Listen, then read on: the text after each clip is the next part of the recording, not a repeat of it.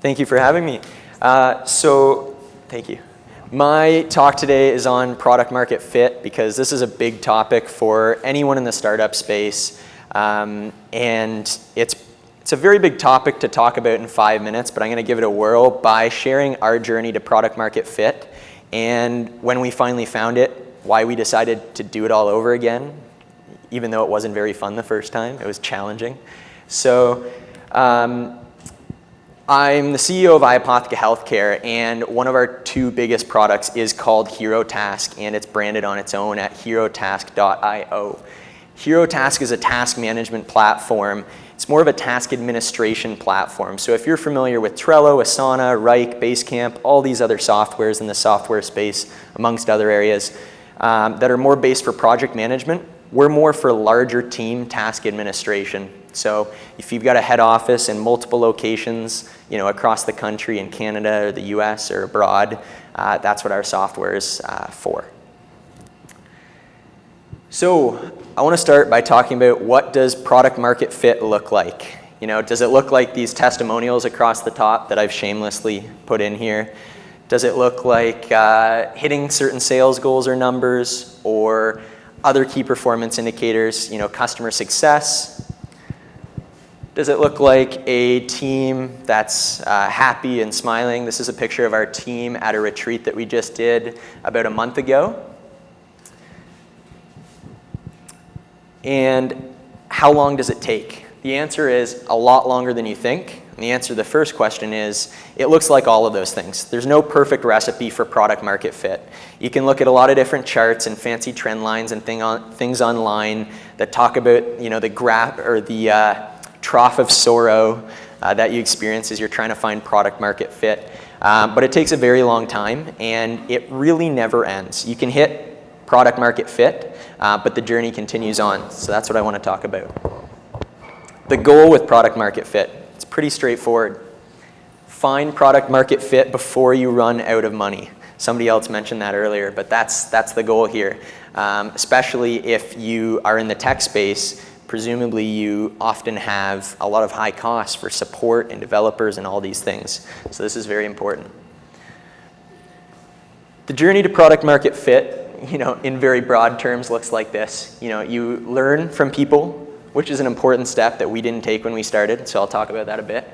You build ideas and a product, you measure the results, you listen to people, you learn some more, and then you continue the process.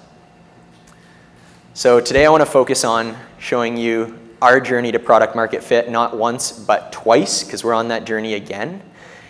So back in 2014, we incorporated our business. We were 4 partners originally, and we were building software solutions for all different types of businesses. And one of those businesses was a couple local pharmacies in the healthcare space. And we realized how behind the times the healthcare industry was. So we decided we were going to focus all our efforts on that niche and build solutions for them.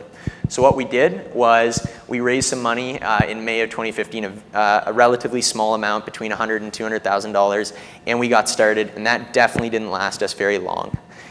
So when we started, we made a number of mistakes along the way, 3 to 4 that I want to share with you and the lessons that came from them. The first one is I think Michael, actually, you talked about conventional wisdom, asking your customers, what not to ask them. Well, we did the opposite. We just really didn't ask many people. We decided we were just going to look from afar, figure out what they wanted, and then try and sell it to them, which resulted in, while I was in university, lunch hour after lunch hour of cold calling pharmacies with absolutely no results. Like, we called hundreds and hundreds of pharmacies with nobody even willing to take a demo of our software tools at the time. So that was a result of us not asking what the market was looking for. And then when we raised some funding between May and October of 2015, we spent a lot of money, probably around $25,000 a month, trying to sell tools to pharmacies that had not found product market fit yet. And in October of 2015, we launched something that sounds a little bit dry, and to most of you it probably is, but it's a lifesaver for anybody in the healthcare space, specifically pharmacy, which was a narcotic reconciliation tool.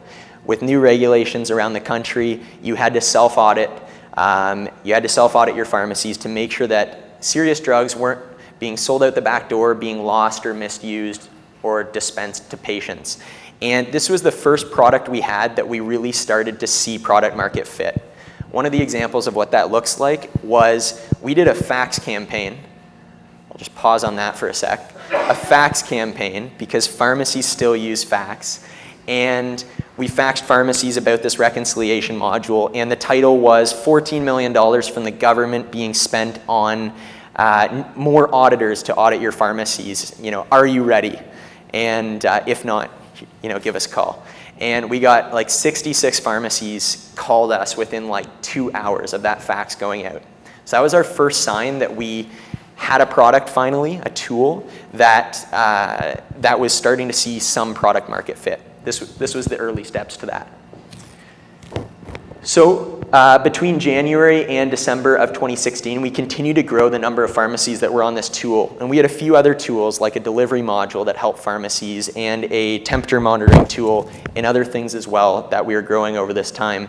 And by partway into 2017, we had at that time over about 1,200 pharmacies across Canada utilizing narcotic reconciliation and some other tools that we had as well. But we came to a realization partway through 2017, which was that we were already in a large percentage of the Canadian market of pharmacies. Specifically, half of the market is independently owned, and we're already in about over 30% of it, which was a pretty good market penetration for only 2 years in. And we weren't selling the business for tens of millions of dollars, so something told us, we didn't choose a big enough market, and our product price was too low. So that was the second lesson we faced. And we built this business. We built a few different tools, the most popular being narcotic reconciliation, and we were doing well. We were supporting a team of just over 10 people, and we made a pivot. We said we need to learn from the customers that we have for narcotic reconciliation and release something that can not only help our current customers, but can help a lot more other areas in healthcare and beyond that. So that is when we launched Corporate Task Management in July of 2017, this past year. And since then, we've been going on this product market fit journey, round 2. As stressful as it was the first time, we found ourselves doing it again in order to address an even bigger market while continuing to support and grow our initial customers. So after a little while, we realized that Corporate Task Management was a really dry name to sell this behind, so we rebranded it behind what was called HeroTask.io. And our goal with HeroTask was to bring a task management platform to these medium and large organizations that were still doing everything by phone and email. So basically between August of last year and this year, we've been selling HeroTask across not only Canada and the United States, and we've been able to use some of the lessons that we learned in finding product market fit initially to sell this product throughout that time. And we haven't reached it yet. We're still continuing to find that product market fit. We sell to grocery stores now. We sell to long-term care homes, hospitals. Other areas keep coming up that are applicable, and we slowly learn where we fit within that niche. So what we're doing is we're starting small, but we're thinking big. We're starting with what we know, which is healthcare. That led into grocery because many grocery stores have pharmacies and clinics and things in them. And that's the path that we've taken so far.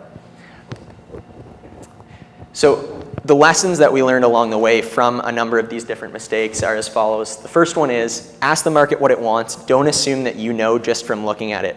That was a really dumb mistake. We did the exact opposite of even getting any conventional wisdom. We just looked at it, thought that that was enough, and started trying to sell. Number 2 is have plans A through Z, because between $100,000 and $200,000 did not get us through 3 years where we were spending $25,000 a month. We had to find projects and one-time development gigs and anything we could just to keep the lights on throughout that process and make payroll. So always have backup plans in place and know which one you're going to use when you need it. Number 3 is decide what success looks like for you. So success might look like a business that grows to a team of 5 or 10 people, and you run that and it provides you great income and you have a great work-life balance for the rest of your life. That might be success for you. Or success for you might be building a big SaaS company like we're trying to journey to do. But it's important that you think about this at the beginning, or else along the way you're going to find that your market isn't big enough for the product you have, your product's priced too inexpensively, or you just need to expand on what the original vision was. So think about this when you get started. And number 4 is speed in decision making and execution. And this doesn't mean make stupid decisions. You will make them, like we've all made them, but this means recover quickly from them, move fast, try tons of different things, because speed is so important. And the reason that you can outpace all the other big players around you is because any little change they make ends up being quite political, and it takes a long time to make. So you have the advantage in the early days. You can compete a lot faster and often release a lot of improvements, new features, the way that they can't do that. So move quickly. And that's it for today, guys. I'd encourage you to add in, connect with me on LinkedIn and reach out to me if you'd like. You can reach me at iApotheca.com, HeroTask.io, or my own website as well. And yeah, feel free to talk to me around the event after the talk here. Thanks a lot.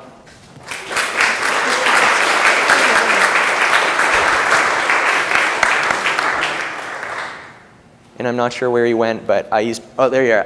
I used WebCT too. Good, it worked a lot better than the one that I used after it, so. I'm too young, I definitely in fact, I did, I remember it. At York. Okay, any other questions on? So quiet, Alina, I feel like you have a question. I'm just gonna bring it up, because you're like looking at that slide.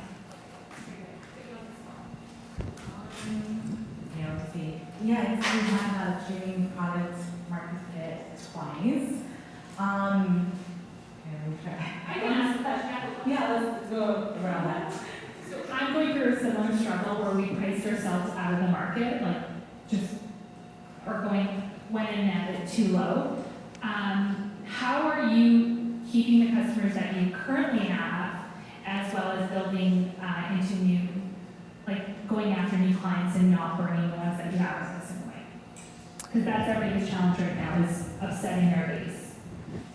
That's a good question, and what I answer here is probably really important because I think this is on video, so they can probably see this if they really wanted to.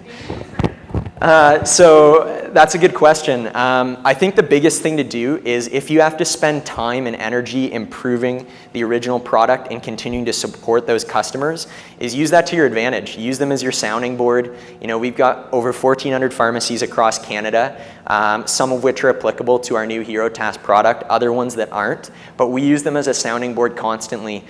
We reach out to them, we ask them to try new features, try new products, give us an opinion, tell us what we've done right, tell us what we've done wrong. So not only are we continuing to support them and showing that personalization that a lot of software companies can't, we are also getting great market research and feedback from it. So just to give you an idea, most SaaS companies, you know, when you sign up for a product, let's say you use QuickBooks or, you know, I'm using accounting software as an example, Sage, or a music service or iTunes, you sign up and you don't really hear from them after the initial transition phase, or you might hear from them once every year, a couple years. 83% of our calls in the past 3 years have been outbound support calls, meaning nobody asked for help. We reached out and encouraged them to move forward in the process, so that's really important to how you've been able to build that customer satisfaction as well. Any other questions? Okay, let me put it there 1 second. Just want to get it. I can trade. Thank you. Yep. So you mentioned you started off with offering your software to pharmacies, right? Yes. And later on you moved to grocery stores that have pharmacies in them. And do you work with retirement homes as well? Did you mention that? Yeah, we now sell to virtually any area of healthcare, as well as grocery stores and similar retail sort of settings like that. But we can sell to a lot more, but being a startup, we only have so many resources to go after different areas. Are you still using fax machines as a means of marketing? No, not as much. Not as much, because being a startup, you make a lot of mistakes along the way. Many of them you're not penalized for, some of them you are. There's more and more laws cracking down, not only on email marketing and other things, but also fax marketing that you have to be aware of. And so use your imagination, I'll leave it at that. Castle, right? Like you guys went for, never mind. Okay. We didn't get arrested for sending fax messages to the wrong people, but you do have to be careful who you send them to. Sean's got it. Sean's coming in. I just had a question. You said 83% of your calls were outbound calls, which is an oddly specific number. Could you elaborate on how you know that exact number, or whether data plays like Crest Park in your product positioning, or? It's not a very it's a very specific number. 100 calls and 83 of them were outbound? No, I was looking at one of our large, or kind of a subset of our customers last year, about 3 months ago, and I was looking at 3,000 calls, and 83% of them were outbound calls, encouraging people to begin their narcotic reconciliation process, add that task for the new project they had on the go, help them along the way with the regulators. With the narcotic reconciliation, you have to complete things depending on the province you're in regularly. So we kind of took on almost a regulatory help, consultant or help to them by encouraging them to do these things on time and follow the laws. Okay, I guess more curious, because it was so specific, do you track a lot of the metrics of your client engagements in order to fuel your product development and find product market fit? Or is this a feature of a service that you use? Yeah, so that's a feature of the VoIP service we use, which is Nextiva. We've tried a few different ones. We've kind of landed on Nextiva for a while though, and it's been pretty good. So that's where we got that from. We just recently implemented, I'm going to forget the name of it now, User IQ, which is basically an engagement tracking software that just plugs into the back of your code and will let you know what features are being used the most, the least, how healthy a customer is to you financially and as a user and all those things. So I'm hoping that it'll provide even better insights for us. What is that called? User IQ. There's a lot of them out there, but we looked at 5 or 6 of them and went with them. Cool. Thank you. Anything else? You sure?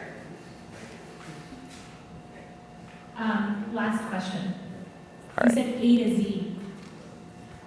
Are you American? I'm not American. Ah. No, I'm not. Something It's just a, I don't know. kind of adjusting. Well, you sell to Canadians. Sorry, these are weird things I think about. I think A to Z flow, that saying flows a little more. That's interesting. Yeah. More of a Z. Versus A to Z. Yeah. Yeah. I was promoting Amazon. Yeah. And there's 3,000 jobs. Oh, fantastic. Yes. Anyways, okay, my social commentary is done. Thank you so much, Spencer. No problem. Round Thank of you. applause.